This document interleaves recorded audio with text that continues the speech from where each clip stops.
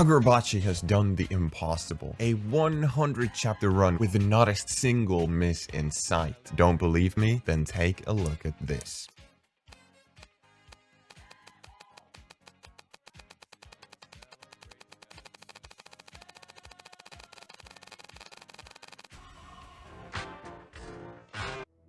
Akemura Soga enters the stage with a spread so hard, I think I lost 5 years of my lifespan from the amount of gases that left my system when I first saw it. Before I address the elephant in the room, here's some Japanese semantics. Ake means bright. I immediately see this as a reference to chapter 85. We'll get to that later. The mu turns that brightness into a kind of a void. A contrasting name like this immediately tells the reader that he's a person of many inner conflicts. Or is he? Because Soga seems to be real proud standing on business when it comes to his genocide. His speech patterns aren't polite. They have zero poetic nuances or quirks to them. He speaks like your average Joe about erasing a nation. And you can see that this really shocks Yura because every news source would make you believe the opposite. The person we hear this delirium claim from happens to be the yet unnamed governmental authority that you see both in Ichiki's mention and in the past when the peace treaty was signed. These kind of inclusions always feel random per Kagurabachi standard, but without fail become immensely important later on. So there's multiple opinions to be had depending on every person's viewpoint. That's almost like Death of the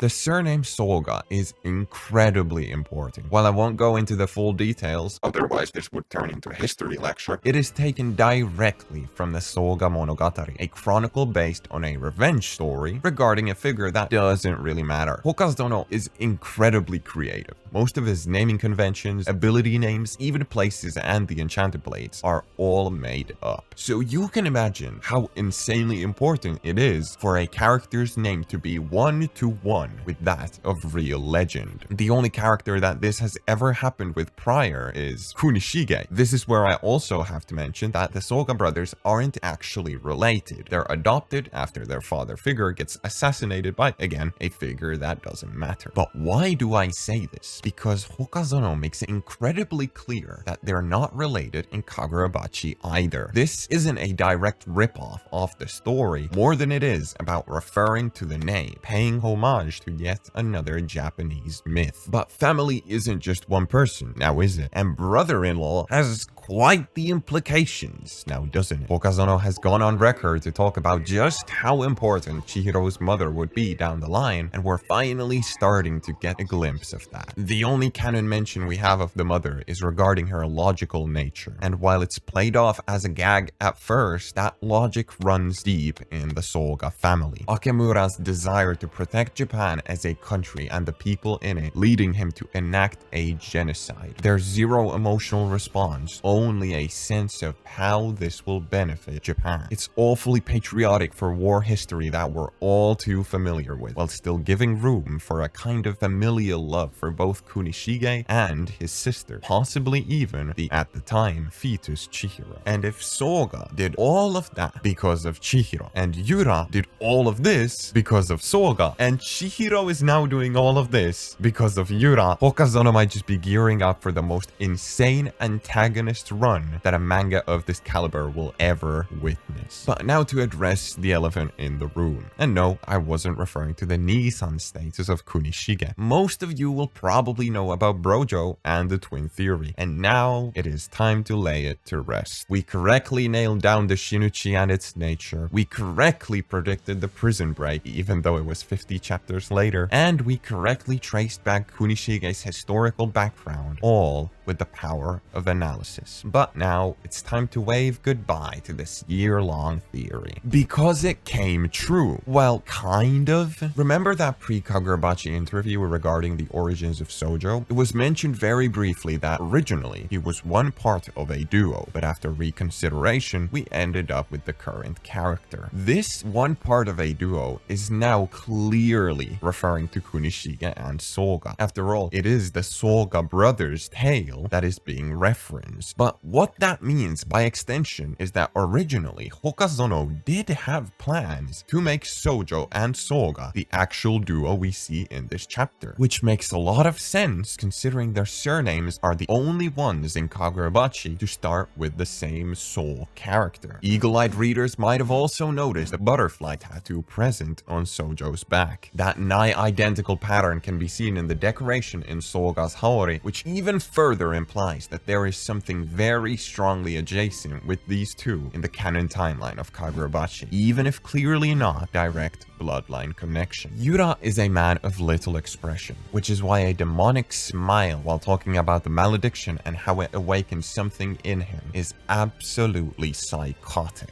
I immediately love just how this chapter is told. They don't actually get to meet, rather they speak remotely through the Shinichi's mutual connection. The strong use of white backgrounds and the deep, grimy dark of the prison underground create a powerful visual identity, and it really makes it feel like they exist in a space of their own. Yura should by all means necessary be dead. Just like Kyora, just like the Kamunabi sorcerers, the Shinichi devours its targets. Yura's life hangs in the balance, the whims of Akemura, and yet throughout this discussion, it starts to feel like the polar opposite. What really stands out here is Soga's concerned reaction at Yura's nature. We've been building up to a genocidal maniac that's been locked up in prison for 18 years, and you're telling me that he's unnerved regarding Yura. The deep dark hatching to create an enigmatic existence always works wonders, yet what I find most insane is just the amount of hidden hatred implied in this chapter. Wanting to tidy up things while showcasing Kamunabi members on the verge of death. You'd be a fool not to consider the Islander Yura theories more relevant than ever before, but at the same time, it does prompt the question, what the heck? The Shinichi flowers have always seemed terrifying, especially in that Akuzaichi spread where they first premiere. But somehow, seeing them be attached to characters like Azami, Natsuki, or even Uruha makes things feel so real, and not in a good way. Everything feels so different. Every line of Kunishige's all the way from chapter 1 reads so different. Cutting refers to weapons of violence, yes, but such phrasing can also mean severing of connection. I mentioned that the Ake in Akemura stands for light, and I imagine a big reason why he was considered Kunishige's most trusted ally is because before Chihiro, at one point, he was his light. It dawned on me that this is a which came first type of question, the wife or the ally. In all logic, however, Kunishige must have met Akemura first, who then introduced him to who would later become his wife. Which also kind of implies that the mother had been working for the counter-sorcery army, as most had theorized. But then, like the name suggests, that light turns into void as the malediction happens. While I'm sure that the progression of thought formed naturally throughout the course of the war, like with most fiction, there's always a specific incident or event that really sets things into motion. This chapter radiates a strong message, which is a kind of the monsters we become in order to protect those most dear to us. Kunishige, while certainly young, understood the gravity of his situation, yet proceeded to create the enchanted blades regardless. That's his responsibility. That's his monstrous act that would be etched into history as heroism. Chihiro, in order to rid of the Hishaku and make sure cases like Char never end up happening again, was and is ready to abandon his humanity in the idea of protecting the ones he cherishes. And if Akemura repeating this exact sentiment wasn't already enough for you, then Azami also being ready to sacrifice his humanity and become a bloodlusted Ashura, all for the sake of Chihiro, should nail in the coffin. You can't really blame any one specific person because none of these troubles originate from the same source. Like an ever-looping motion, you can't have one without the other. And Shiba being with Subaru is the final piece to this perpetual motion machine. According to my delusions of how I imagine this arc will go, we've now entered part 3. Eating and bonding is a Kagurabachi classic as old as time, but what really makes this special is its location and the obvious Kill Bill reference it plays into. If you've seen the movie, you also know that this is the scene where Hattori Hanzo is brought back from retirement because of a pressing matter that needs answering. And following that, not only does he showcase his large katana collection, but specifically reminisces on his relationships with the people of the past. I don't think I need to repeat myself twice for you to understand that this might very well be our segue to what has long been awaited.